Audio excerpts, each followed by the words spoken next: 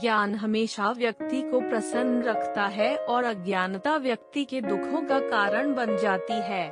सही ज्ञान न होने के कारण उस लकड़हारे को भी बहुत दुख हुआ, लेकिन तब तक समय उसके हाथों से रेत की तरह फिसल चुका था।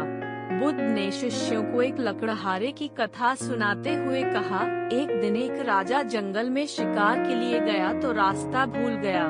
देर हो गई, भूख और प्यास से व्याकुल होने लगा। तभी देखा कि जंगल में एक लकड़हारा लकड़ियां काट रहा है।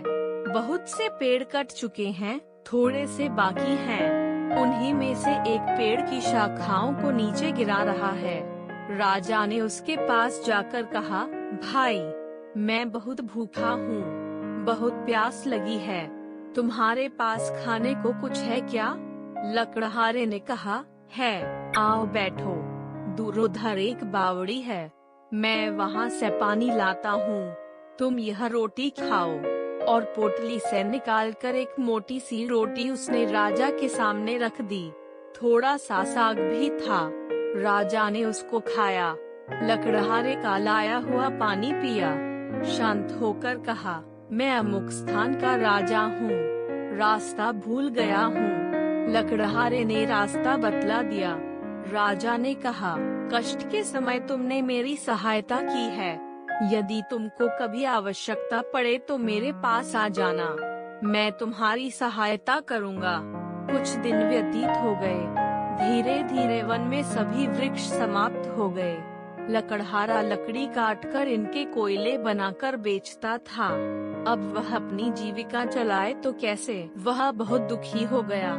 दुखी चित्त से राजा के पास पहुंचा।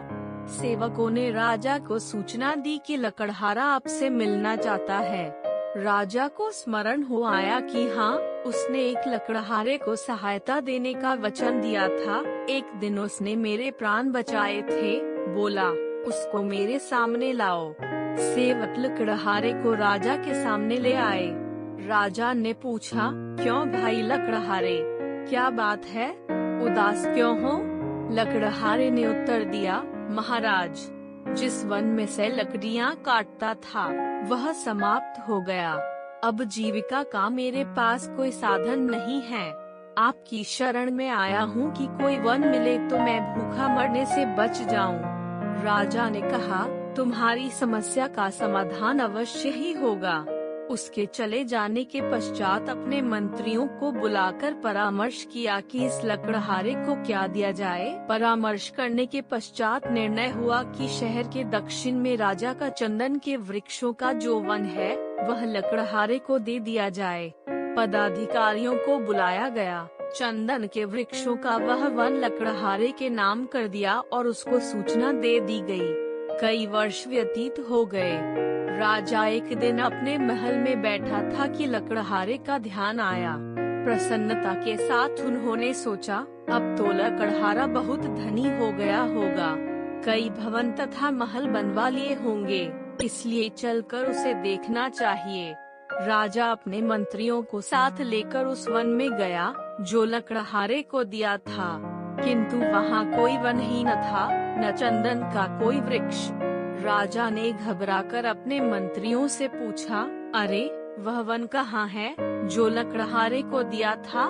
किसी और स्थान पर होगा, तुम मुझे अन्य स्थान पर ले आए हो। मंत्रियों ने पदाधिकारियों की ओर देखा। पदाधिकारियों ने कागजों की ओर छानबीन करके बोले, महाराज, वह जंगल तो इसी स्थान पर था। राजा ने कहा, फिर वह गया कहाँ? खोज करने पर कुछ दूरी पर चंदन के कुछ वृक्ष दिखाई दिए। उनके बीच में बैठा हुआ लकड़हारा भी दिखाई दिया, निराश, उदास, विचारमग्न। राजा ने उसके पास जाकर पूछा, अरे, तू चिंता में क्यों है?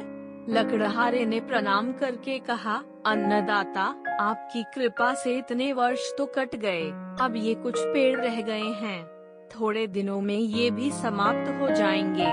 सोचता हूँ इसके पश्चात क्या करूँगा। राजा ने आश्चर्य पूर्वक कहा, वृक्ष तो थोड़े से रह गए हैं, शेष वृक्षों का क्या किया? लकड़हारा बोला, रोज लकड़ी काटता हूँ, कोयला बनाता हूँ और बाजार में जाकर बेच देता हूँ। राजा ने दुख के साथ कहा, अरे भाग्यहीन, यह तुमने क्या किया? यह चंदन की लकड़ी थी, जलाकर कोयला क्यों बना दिया? लकड़हारा बोला, चंदन की लकड़ी क्या होती है? राजा बोला, अच्छा होता यदि तू जानता। अभी 2-3 हाथ लकड़ी काट लो और इसको बाजार में ले जाओ। हाँ, कोयला न बनाना इसका। लकड़हारे ने वैसा ही किया। एक दुकानदार ने देखा, लकड़ी तो असली चंदन की है और लकड़हारा है गंवार। बोला, क्या लेगा इसका? लकड़हारे ने पूछा, तुम क्या दोगे? दुकानदार ने कहा, 1 रुपया।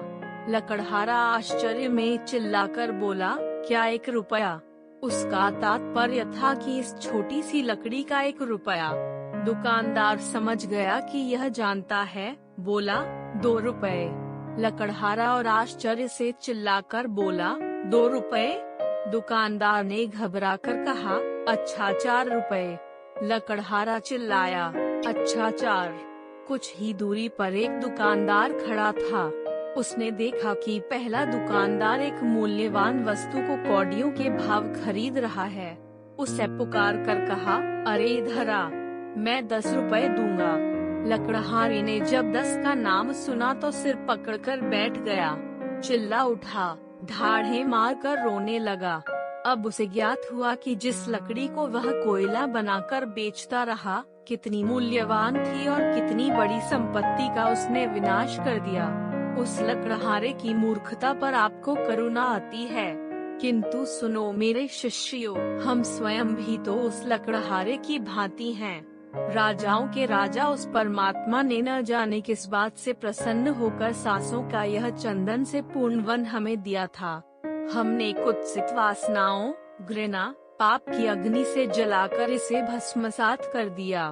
कितने मूल्यवान है ये सांस, यह हमने समझा ही नहीं। सांसों का यह चंदन वृक्षों से परिपूर्ण वन, जिसे हमने काम, क्रोध, लोभ, मोह और अहंकार की आग में जलाकर कोयला बना दिया। परंतु जो होना था सो हो गया।